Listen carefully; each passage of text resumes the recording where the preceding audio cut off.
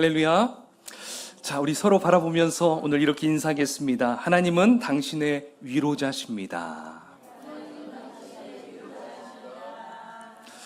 네, 지난주에 우리 교회에서 또 침례식을 하였는데요. 이제 오늘은 성찬식을 할 예정입니다.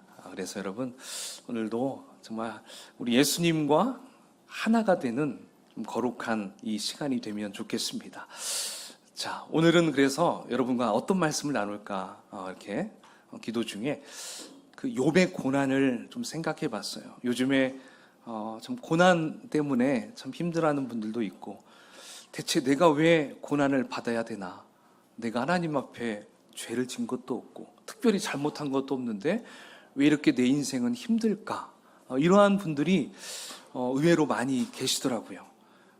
아이들도 그렇고 청소년, 청년, 장년 할 거 없이 이런 고민이 참 많이 있어요. 나는 신앙생활도 열심히 하고 헌금생활도 잘하고 기도생활도 잘하고 이렇게 기본적인 걸 잘하는데 왜 내 인생은 왜 이럴까? 예.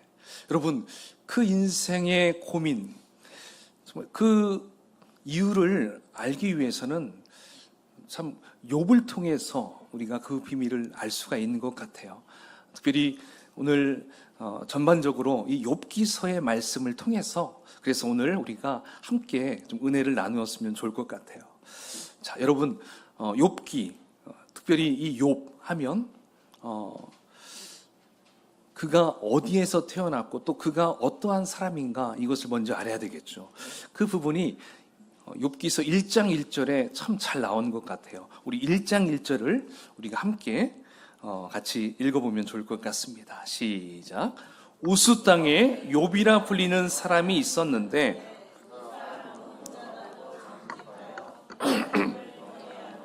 악에서 떠난 자더라. 아멘. 1절에 보니까 지금 욥이 살고 있는 곳은 우스라는 곳입니다. 우스. 자, 이 우스는 여러분 어디에 위치해 있을까요? 좀 여러 이렇게 설이 좀 있어요. 근데 성경은 또 성경에서 찾아야 또 제대로 된 정답을 발견할 수 있잖아요. 그래서 이 예레미야 애가에 보면 그 우스 땅에 대한 부분이 나와요. 자, 4장 21절인데요. 거기 보니까 이렇게 나옵니다. 우스 땅에 사는 딸 에돔아, 즐거워하며 기뻐하라. 이렇게 해서 쭉 나오거든요. 그러니까 우스 땅은 바로 에돔, 에돔 지역이 바로 우스라고 볼 수 있어요. 근데 사실 에돔은 에서가 있음으로 해서 그 땅의 이름이 됐거든요. 그러니까 에서는 누구의 아들이죠? 이삭의 아들이죠. 이삭, 그렇죠? 야곱과 에서 형제, 쌍둥이니까. 그래서 바로 이렇게 보면은 이 사람은 어떻게 보면 이 이스라엘 아브라함의 혈통이 아닌가 이렇게 생각할 수 있어요. 그런데 이 욥은 아브라함보다 100년 앞서서 태어난 사람이라고 이렇게 학자들이 이야기해요. 그러니까 욥과 아브라함은 전혀 관계가 없어요. 혈통도 아니에요. 그러니까 이방인이다라고 생각할 수 있겠죠. 그러니까 이 에돔 지역, 그때는 우스라는 이름이었겠죠. 그 에돔 지역이 바로 이 우스가 바로 에돔은 남유다. 이스라엘 지도에서 남유다 바로 아래쪽에 위치한 곳이 바로 우스였다는 것이죠. 자, 그렇다면 이 욥은 과연 어떤 사람일까요? 오늘 1절에 보니까 욥은 온전하고 정직하고 하나님을 경외하는 자라고 나옵니다. 또한 악에서 떠난 자라고 소개하고 있어요. 그러니까 욥은 당대에 뭐 하나 빠지지 않는, 부족함이 없는 사람이었던 것이었어요. 인성이면 인성, 지성이면 지성, 영성이면 영성, 오늘날로 말하면 팔방미인이었던 것이었어요. 자, 이렇게 하나님께서는 이러한 욥을 보실 때마다 늘 자랑스러웠어요. 그리고 꼭 자랑하고 싶은 마음이 있어요. 여러분들도 자식 중에 참 굉장히 훌륭하다 생각할 만한 자식 있나요, 없나요? 있을 때 어때요? 이렇게 사람들한테 우리 자식 그냥 안 하려고 해도, 자랑을 안 하려고 해도 은연중에 나오는 게 자식 자랑인 것 같아요. 그렇죠? 팔불출이라고도 하는데, 예. 그래서 이 하나님도 이 욥을 볼 때마다 야, 쟤는 정말 내가 만들었어도 너무 훌륭해, 이런 마음이 항상 갖고 있었던 것이죠.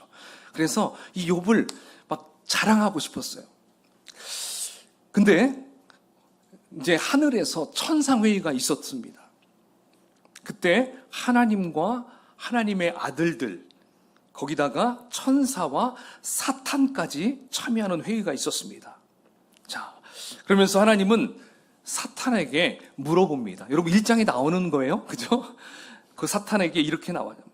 사탄에게 이렇게 물어봐요. 네가 어디서 왔느냐? 이렇게 사탄에게 물어보니까 사탄이 이렇게 얘기하죠. 땅을 두루돌아 여기저기 다녀왔나이다. 자, 이렇게 말을 하니까 하나님께서 사탄에게 이렇게 물어보십니다. 1장 8절입니다. 함께 읽어볼까요? 시작. 여호와께서 사탄에게 이르시되 네가 내 종 욥을 주의하여 보았느냐? 그와 같이 악에서 떠난 자는 세상에 없느니라. 아멘. 하나님은 지금 사탄에게 욥을 자랑하고 있어요. 사탄아, 너 지구를 쭉 돌아보면서 너 욥을 보았냐? 욥과 같이 온전하고 정직하고 나를 제대로 경유하는 사람이 있다더냐? 자, 하나님께서는 이렇게 욥이 너무나 기특하고 너무 귀하게 생각하기에 지금 사탄에게까지 자랑하고 있는 걸 볼 수 있습니다. 자, 근데 사탄은 그거에 대해서 순응합니까? 안 합니까? 하지 않아요. 역시 사탄은 사탄입니다. 그렇죠? 사탄이 하나님의 말씀을 듣고 이렇게 얘기하죠. 하나님, 욥이 아무런 까닭 없이 하나님을 경외하시는 줄 아십니까? 하나님이 엄청난 복을 주셨기 때문에 욥이 이렇게 잘 섬기는 것이죠. 하나님이 복을 주시지 않았다면 과연 욥이 그렇게 했을까요? 예, 사탄이 하나님에게 이렇게 반문합니다. 그러자 하나님께서 이렇게 얘기하셔요. 좋다. 그러면 너에게 모든 권세를 줄 테니까 마음대로 괴롭혀봐라. 단 그 몸에는 손을 대지 말거라. 자, 하나님이 이렇게 사탄에게 말을 합니다. 말씀을 하시죠. 자, 사탄이 그 즉시 어떻게 합니까? 예, 바로 욥의 집에 가서 욥의 아들과 딸을 10명이에요. 다 하루에 죽입니다. 그리고 그의 재산도 다 빼앗아 갑니다. 엄청난 재난을 그 가정에 줍니다. 여러분, 이러한 황망하고 황당한 재난을 경험한 욥의 심정 어떨까요? 죽고 싶겠죠. 자, 그의 심정이 1장 21절 22절에 잘 기록되어 있어요. 함께 읽어보겠습니다. 시작. 이르되 내가 모태에서 알몸으로 나왔사온즉 또한 알몸이 그리로 돌아가올지라. 주시니도 여호와시요 거두시니도 여호와시오니 여호와의 이름이 찬송을 받으실지니이다 하고 이 모든 일에 욥이 범죄하지 아니하고 하나님을 향하여 원망하지 아니하니라. 아멘. 역시 욥은 욥다웠습니다. 여러분, 만약에 욥기서가 오늘 1장 22절까지로 딱 마무리가 되었다면 어땠을까요? 욥을 정말 우리는 마음껏 칭찬을 해도 전혀 문제가 없었을 것입니다. 자, 그러나 욥기서는 그 이후에 42장까지 진행이 됩니다. 자, 근데 1장에서 욥의 훌륭한 부분이 다 드러나고 있어요. 자, 그런데도 아직 41장의 말씀이 남았다는 것이죠. 자, 그렇다면 여러분 41장의 그 많은 말씀은 어떤 내용이 들어갈까 생각해 보셨습니까? 여러분, 우리가 영화를 볼 때, 드라마를 볼 때나 두 남녀가 있어요. 근데 두 남녀가 사랑을 했는데 두 사람이 영화가 끝날 때쯤에 가서 딱 결혼을 해야만이 그 영화가 어떻게 끝나는 걸로 생각합니까? 해피엔딩으로 참 마무리가 잘 끝나는 것으로 생각할 수 있어요. 좋은 결말을 낼 수 있습니다. 근데 영화가 시작되자마자, 드라마가 시작되자마자 남녀가 딱 결혼을 했어요. 그때는 너무나 딱 1회, 첫 번 부분에 너무나 행복한 모습이 막 드러나고 있다고 해보십시다. 자, 여러분, 그것으로 딱 끝나면 좋겠지만 어때요? 아직도 드라마로 한다면 몇십 부작이 남아있어요. 영화로 본다면 거의 1시간 50분의 분량이 남아있다고 해보세요. 그러면 그 다음의 이야기는 어떻게 돌아가야 될까요? 아마 심상치 않게 돌아가야 될 겁니다. 분명히 부부 중에 한 사람은 백혈병에 걸렸다든지 암에 걸리게 되든지 어쨌든 안 좋게 흘러가게 될 것이죠. 그래서 영화에서 먼저 좋은 일이 일찍 나오는 것은 꼭 다 좋은 것은 아니다라고 우리는 볼 수 있어요. 자, 지금 욥기서도 마찬가지입니다. 바로 1장에서 좋은 것들이 벌써 다 나오게 되니까 그 뒷이야기는 사실 물어보나 마나 뻔하다는 것입니다. 자, 바로 욥기 2장으로 가면 하나님께서 사탄에게 이렇게 말씀하시죠. 봐라, 까닭없이 욥이 가진 복을 가져갔어도 여전히 나를 잘 섬기지 않더냐. 하나님이 이렇게 말씀해 주셨어요. 자, 사탄은 그렇군요, 욥은 정말 훌륭하군요 하고 사라졌다면 그 다음은 아무런 이야기도 안 나왔을 건데 사탄은 포기하지 않았어요. 더 큰 고난을 욥에게 주고자 이렇게 말을 합니다. 하나님, 그 정도는 누구나 다 견딜 수 있습니다. 좀 더 심하게 하셔야 합니다. 이제 주의 손을 펴서 그의 뼈와 살을 치소서. 그러면 틀림없이 주를 향하여 욕을 할 것입니다. 원망할 것입니다. 라고 말을 합니다. 자, 이제 하나님께서는 그 사탄에게 말씀하시죠. 좋다. 내가 욥을 네 손에 맡기겠다. 네 마음대로 해보거라. 단 생면만큼은 건들지는 마라. 죽이지는 마라. 이렇게 얘기합니다. 자, 이렇게 하나님은 욥에게 어때요? 더 큰 고난을 그에게 주신다는 것을 알 수 있어요. 허락하셨어요. 결국 욥이 걸린 질병이 무슨 질병일까요? 옛날 성경에는 악창이 나오고 그리고 여기에 보면 종기라고 나옵니다. 그러니까 한마디로 피부병에 걸렸다는 거예요. 그러고 보면 사람이 가장 참기 힘든 거, 여러분 가려움, 여러분 어때요? 힘든가요? 참을 만한가요? 힘들죠. 예. 특히 손이 안 닿는데 이렇게 가려울 때 굉장히 힘들죠. 예. 그래서 부부가 있어야 되나 봐요. 여보 여기 좀 긁어줘 이렇게 얘기하잖아요. 근데 지금 그 정도 가려움이 아니에요. 지금 이 욥은 기왓장, 여러분 요즘엔 기왓장 볼 일이 없겠지만 기왓장 굉장히 날카로워요. 날카롭다기보다는 굉장히 꺼끌꺼끌하죠. 그걸로 막 긁어도 그 가려움이 해결되지 않아요. 그러니까 계속 온몸을 긁으면서 하니까 몰골이, 얼굴이 예전의 모습이 전혀 보이지 않을 정도로 정말 이렇게 보면 징그러울 정도로 이렇게 욥의 얼굴이 바뀌었다는 것입니다. 그렇게 고통의 나날을 지내게 된 욥이었어요. 자, 이렇게 비참한 모습이 된 욥에게 첫 번째 찾아온 그 절망은 무엇이었을까요? 바로 그의 아내의 한마디 말이었습니다. 그의 아내가 욥에게 뭐라고 합니까? 차라리 하나님을 욕하고 죽으시오. 이렇게 욥의 아내가 얘기를 합니다. 여러분, 욥의 아내가 이렇게 얘기하는 것 충분히 납득할 수 있어요. 그렇죠? 일반적인 아내로서는 충분히 할 수 있는 말이에요. 하나님을 원망하고 죽으시오. 그러니까 죽으라는 건 뭐예요? 너무 고통스러우니까 차라리 죽는 게 낫다. 그리고 당신이 하나님 앞에 얼마나 정직하게 그리고 경배했고 예배했고 때때마다 죄가 있으면 바로 번제로 회개했고 수도 없이 정말 아내가 옆에서 볼 때도 욥은 죄 하나 없었어요. 근데 그러한 욥을 어떻게 하나님 이렇게 할 수 있어요? 하나님 안 계시는 거 아니에요? 이 정도로 할 정도예요. 그러니까 우리는 욥의 아내, 그 아내의 심정을 우리는 충분히 이해할 수 있다는 것입니다. 근데 어거스틴 같은 경우는 3대 악처 중에 한 명의 악처를 이 욥의 아내라고 볼 수 있어요. 본다고 그렇게 해요. 근데 이건 잘못된 것이라고 생각할 수 있어요. 그리고 여러분, 욥의 아내가 그 얘기를 하고 욥을 떠났을까요? 안 떠났을까요? 1번 떠났다, 2번 안 떠났다. 몇 번일까요? 우리는 떠났을 것으로 생각을 많이 해요. 그렇죠? 그렇게 또 설교도 하는 분들도 있어요. 근데 제가 찾아보고 여러 가지 이렇게 찾아보니까요, 욥의 아내가 떠났다는 말이 없어요. 그리고 마지막 42장에 가면 하나님께서 그 죽은 아들과 딸을 10명을 다시 온전히 주시고, 그렇다고 만약에 아내가 도망갔다면 새 아내를 들여왔다는 말이 있어야 될 거 아니에요?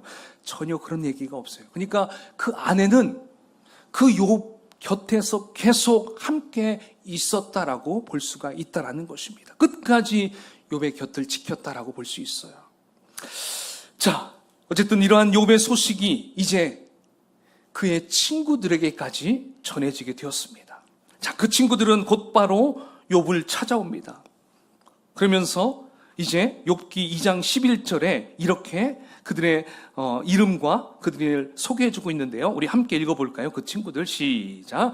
그때에 욥의 친구 세 사람이 이 모든 재앙이 그에게 내렸다함을 듣고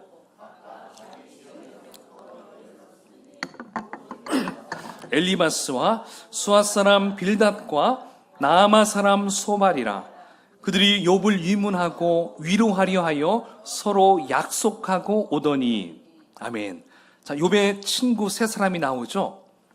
엘리바스, 빌닷, 소발, 이렇게 세 명이 나옵니다. 여러분, 이 찾아온 세 명의 친구들, 고난받고 있는 그 욥을 어떻게 생각했을까요? 먼저 오늘 예배에 오신 여러분들은 욥을 어떻게 생각하십니까?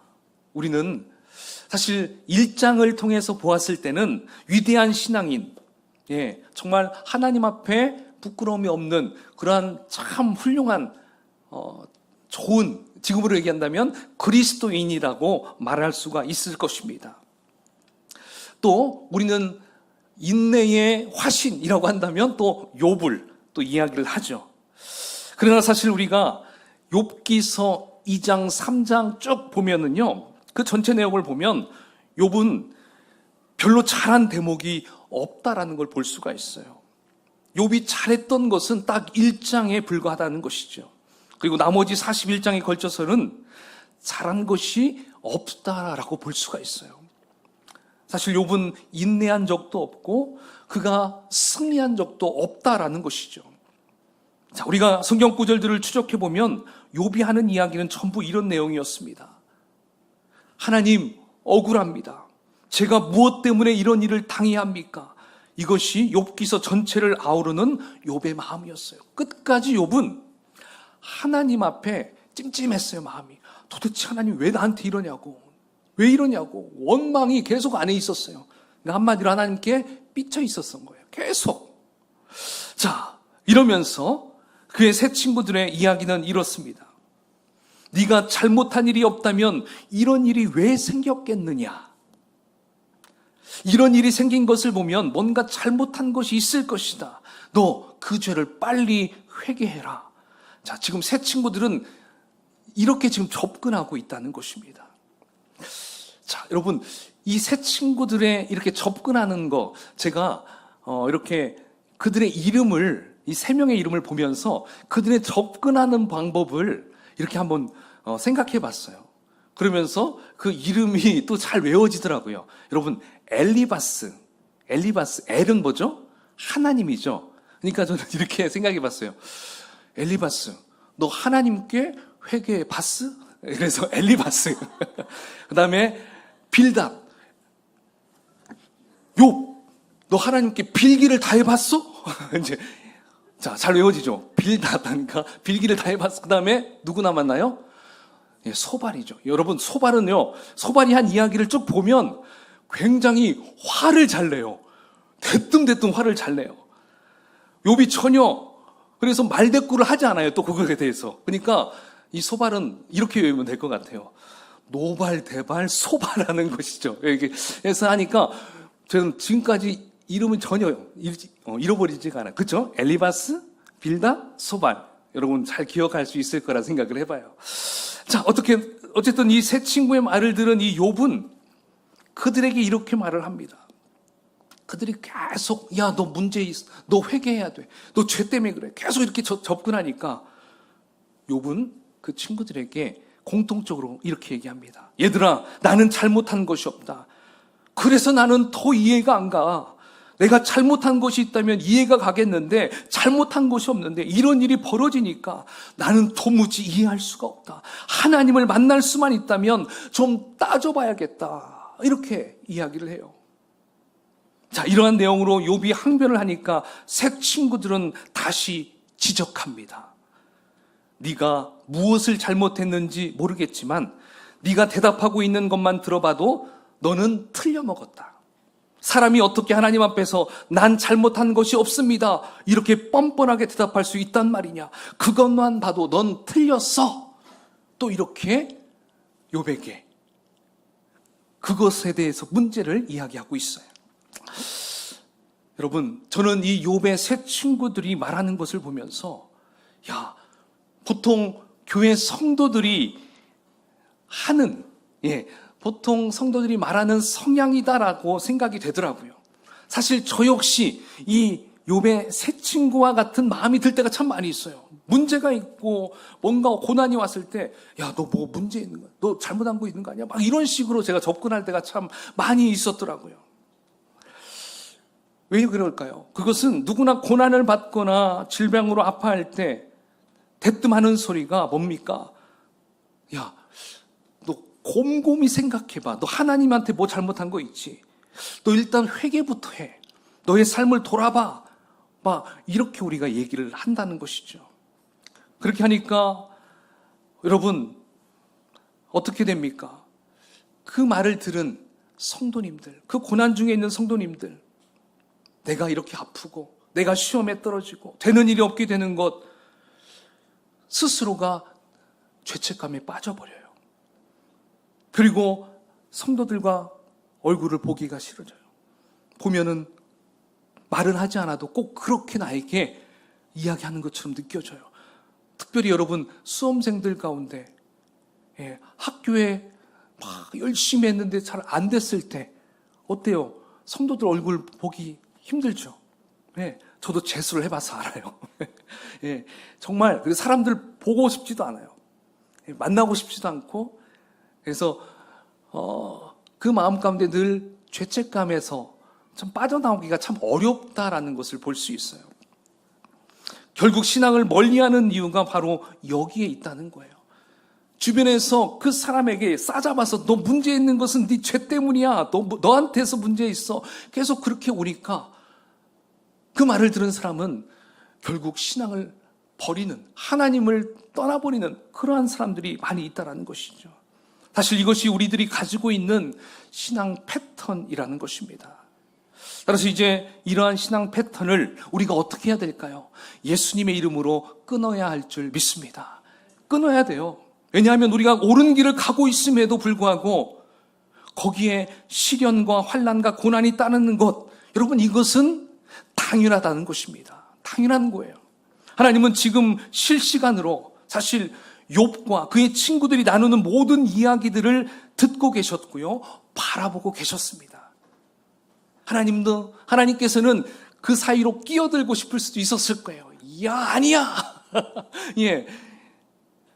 그렇죠. 근데 하나님은 침묵하셔요. 37장까지 침묵하셔요. 잠잠히 계셔요. 그들이 하는 얘기를 다 들어요.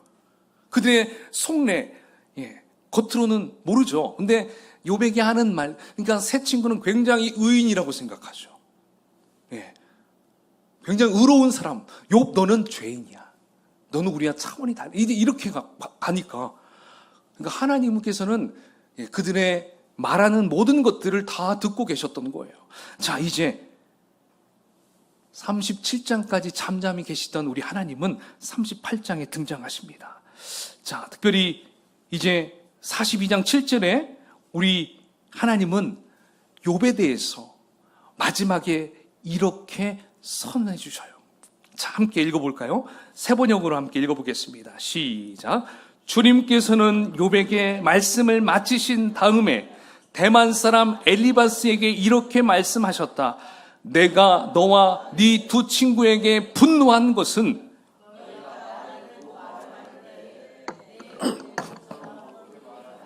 못하였기 때문이다. 아멘. 자, 한마디로 뭐라고 선언하십니까? 욥이 맞은 것이고 너희들은 다 틀려먹었어. 하나님 이렇게 딱 결정을 내려주셨다는 거예요. 너희들이 말한 건 다 틀렸어. 욥이 맞아. 여러분, 하나님은 이렇게 정확하게 지적해 주셨습니다. 바로 이것이 하나님의 판단이셨어요. 욥은 정당하다. 근데 여러분, 그렇다고 욥은 칭찬을 받았을까요? 칭찬을 받지 않았습니다. 38장 1절에서 3절. 여러분, 여기를 한번 같이 읽어보겠습니다. 시작. 그때에 여호와께서 폭풍우 가운데에서 욥에게 말씀하여 이르시되 무지한 말로 생각을 어둡게 하는 자가 누구냐? 너는 대장부처럼 허리를 묶고 내가 내게 묻는 것을 대답할지니라. 아멘. 자, 하나님께서 딱 등장하시면서 지금 욥에게 이렇게 말씀하고 있었어요. 무지한 말로 생각을 어둡게 하는 자가 누구냐? 그러니까 지금 욥에 대해서 사실 책망하면서 말씀하고 있다라는 것입니다. 그러니까 하나님은 욥의 불만에 대한 대답을 하는 것이 아니었어요. 욥이 질문한 것에 대해서는 대답하지 아니하시고 지금 욥아, 이제부터 내가 너에게 보여주는 것을 잘 봐. 그러니까 우리가 이렇게 보면 마치 좀 엉뚱하게 답변하시는 것처럼 보여질 수 있어요. 나는 이걸 물어봤는데 하나님은 지금 엉뚱한 다른 것을 지금 보여주시고 대답하고 있다라는 것입니다. 자, 사실 근데 우리가 이 부분을 집중해야 할 것입니다. 자, 과연 하나님은 어떠한 것을 지금 보여주고 있을까요? 우리 38장 4절 6절 함께 읽어볼까요? 4절에서 6절 시작. 내가 땅에 기초를 놓을 때에 네가 어디 있었느냐? 네가 깨달아 알았거든 말할지니라. 누가 그것의 도량법을 정하였는지 누가 그 줄을 그것의 위에 띄었는지 네가 아느냐? 그것의 주추는 무엇 위에 세웠으며 그 모퉁이 돌을 누가 놓았느냐? 아멘. 자, 여러분, 하나님께서는 사실 38장부터 시작해서 41장까지 전부 이러한 내용의 말씀으로 계속 욥에게 이야기하십니다. 그러니까 욥의 질문에 대해서는 뭔가 시원한 대답은 없었어요. 자, 바로 이것이 욥기서의 재미있는 대목이며 아주 중요한 대목이라고 말할 수 있어요. 여러분, 지금 욥의 세 친구에 비해서는 사실 욥은 정당하지만 지금 그가 깨닫지 못한 것이 있다라는 것입니다. 무엇을 깨닫지 못하고 있는 것일까요? 아니, 하나님께서는 욥에게 지금 무엇을 일깨워 주시려고 하는 것일까요? 이것이 오늘 욥기서를 풀 수 있는 핵심 포인트라고 말할 수 있습니다. 여러분, 욥은 우리가 1장에서 보았듯이 당대 최고의 의인이었습니다. 그런데 고난이 왔을 때 고난이 자신에게 온 것을 이해할 수 있었나요? 없었나요? 이해할 수 없었어요. 그렇다고 하나님께서 어떤 악한 뜻을 가지고 욥을 골탕 먹이기 위해서 주는 것은 더더욱 아니다라는 것을 우리는 1장을 통해서 2장을 통해서 알고 있습니다. 자, 그렇다면 하나님은 왜 욥에게 이러한 고난을 주셨다는 것일까요? 왜 주셨을까요? 도대체 욥에게 무엇을 일깨워주고 싶어서 이 욥에게 이러한 고난과 어려움과 많은 재난을 허락하셨을까요? 사탄에게 그걸 모든 것을 다 허락하셨을까요? 그것은 딱 한 단어로 볼 수 있습니다. 한번 따라해 볼까요? 성장. 예, 바로 성장이었습니다. 그루업. 성장케 하기 위해서. 보통 우리가 아이가 어린이 되려면 몸이 커지는 만큼 무엇이 들어야 한다고 얘기하죠? 철이 들어야 한다라고 얘기합니다. 그렇죠? 바로 하나님께서 욥도 지금 철이 들길 원하셨어요.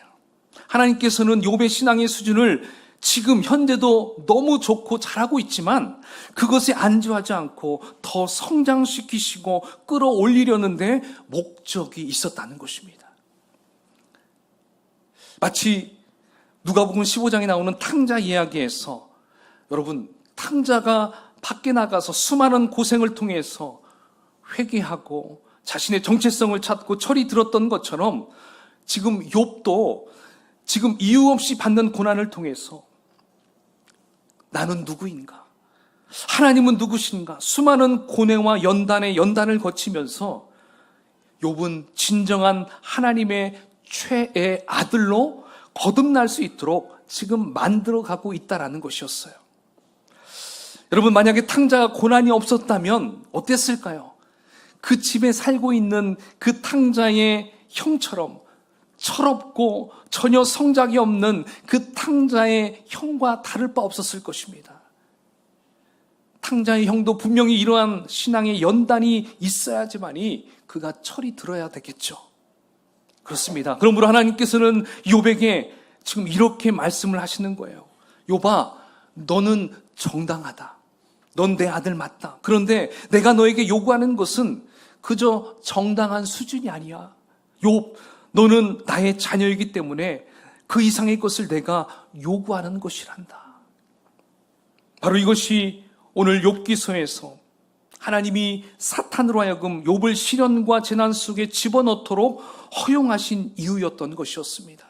그리고 오늘날 우리들이 하나님을 믿고 있는데도 어때요? 때로는 불평과 억울함 속으로 살아가게 허락하시는 그 하나님의 기쁘신 이유라는 것입니다. 여러분, 고난은 우리에게 유익이다라고 말씀하시죠. 아이가 성장하기 위해서는 통증이 있어야 돼요. 성장통이 다 있어요. 그렇죠? 그리고 사실 이 욥기서를 제대로 설교를 하려면요, 어떤 목사님은 그러더라고요. 모든 인생을 다 경험한 후에 60대 정도 됐을 때 이 말씀을 전해야 제대로 말씀을 전할 수 있다라고 말씀을 하시더라고요. 맞아요. 20대, 30대인 전도사님들이 이걸 설교한다고 잘 들어가겠습니까? 저도 아직도 그 경지에 못 도달했잖아요. 아직도 10년은 더 필요합니다. 그러니까 여러분, 그래요. 이 욥의 심정을 알기 위해서, 아니 하나님의 심정을 알기 위해서는 우리가 수많은 고난을 통해서 하나님이 지금 나를 이렇게 만들어가고 계셨구나. 자녀들이 막 싸워요. 옆에서 지켜보는 부모님들은 어때요? 참 별거 아닌 것 가지고 싸우죠. 예. 그냥 거기서 막 껴들어가지고 야, 넌 이건 잘못했고 넌 이건 잘못했어. 이렇게도 해결될 수 있겠지만 그렇게 안 하죠. 계속 지켜봐요. 지켜보다가 마지막에 딱 얘기를 해주잖아요. 때로는 부모님의 자기는 억울하다고 막 토로할 때 얘야, 내가 너를 어떻게 가진 줄 아니? 하면서 어떻게 내가 너를 갖기 위해서 네 아빠를 만났고 이런 얘기를 쭉 하면서 와, 만약 이 아이가 그러면서 어떻게 생각할까요? 생각의 그 광활함으로 쫙 넓혀갈 거예요. 시야가 넓어질 거예요. 와, 우리 엄마 아빠가 안 만나면 난 이 세상에 존재하지도 않았겠구나. 그러면서 지금 내가 엄마에게 원망하는 그 자체가 너무 부끄럽게 여기는 거예요. 지금 욥이 그거예요. 욥이 하나님, 내가 하나님께 어떻게 했는데 왜 나한테 이렇게 하실 수 있습니까? 하나님이 다 잠잠하게 기다리고 있어요. 그러면서 이 우주를 봐봐라. 자, 이 악어를 봐봐라. 자, 내가 만든 이 호랑이 사자를 봐봐. 저 물고기. 내가 너 이거 모든 걸 창조할 때 너는 어디 있었니? 내가 이 모든 것들을 너를 위해서 준비하고 있었어. 그러니까 이런 것들을 보면서 그가 가지고 있었던 하나님에 대한 막 원망이 봄든 녹듯이 싹 녹아져 버리는 거예요. 하나님, 저를 내가 태어나지도 않았는데도 나를 이렇게 기억하고 계셨군요. 그러니까 원망이 여기까지 나왔다가 쏙 들어가고 오히려 하나님, 제가 잘못했습니다. 마지막에 이렇게 회개함으로 나오는 걸 볼 수가 있습니다. 그렇게 하면서 그 욥의 신앙이 어떻게 됐을까요? 그대로 있었을까요? 아니죠. 더 성장하죠. 더 성숙되어 가는 모습을 우리는 욥기서 마지막 부분에 가면 알 수가 있어요. 여러분, 우리의 영적인 성장은 앞으로도 계속 진행이 될 것입니다. 믿으십니까? 안 믿으십니까? 예, 언제까지 믿음의 성장이 계속될까요? 예, 천국문에 다다르기 전까지. 그래서 여러분, 철로역정이라는 그 만화도 있고 소설이 있잖아요. 거기에 보면 크리스찬이라는 주인공이 나오잖아요. 그 주인공이요, 좁은 문까지는 딱 갈 때까지 고생해요. 근데 좁은 문에서 그때까지는 이 어깨에 짐을 메요. 자기 죄에 대한 짐을. 근데 거기에서 예수님을 만나서 그 죄의 짐을 다 벗어버려요. 자유케 되는 인생을 경험합니다. 그래서 너무 행복했어요. 그러나 천국 문에 다다르기까지 그는 어떤 길이 있었습니까? 아스팔트 길이 아니었어요. 수많은 유혹과 시험과 시련을 겪으면서 힘겹게 그 천국 문까지 도달하는 것을 우리는 그 철로역정을 통해서 볼 수가 있다는 것이죠. 따라서 우리도요, 예수님을 만남으로 인해 자유케 된 인생을 얻었습니다. 믿으십니까? 예. 하지만 주님 만날 때까지, 천국문에 다다를 때까지는 우리는 끝까지 시련과 고난과 어려움은 늘 우리에게 도사리고 있어요. 그러나 그것이 우리를 결코 넘어뜨리지 못한다는 것입니다. 왜냐하면 우리는 승리하였기 때문이죠. 믿으십니까? 예. 그러므로 여러분, 우리가 이것을 주시는 하나님의 분명한 이유는, 이 고난을 주시는 이유는 우리를 더욱더 안주하지 않고 한 발 한 발 더 멋진 성장하는 모습으로, 하나님의 자녀된 모습으로 나아가기를 원하셨기 때문에 이러한 어려움을 주신다는 것입니다. 때로는 질병으로, 물질로, 관계를 통해서 어려움들이 많이 와요. 그러나 이것 때문에 하나님을 원망할 것이 아니라 하나님의 더 넓으시고 심오한 뜻을 더 바라보시면서, 그래도 주님은 나를 사랑하셔, 그래도 주님은 나와 함께 하셔, 이것을 믿고 나아간다면 우리는 능히 넉넉하게 승리하며 나아갈 줄로 믿습니다. 아멘. 자, 여러분, 이 시간 이 욥의 신앙을 참 잘 표현된 찬양이 하나 있는데요, 우리 이 찬양을 같이 한번 부르고 이 시간 우리가 기도하는 시간 가졌으면 좋겠습니다.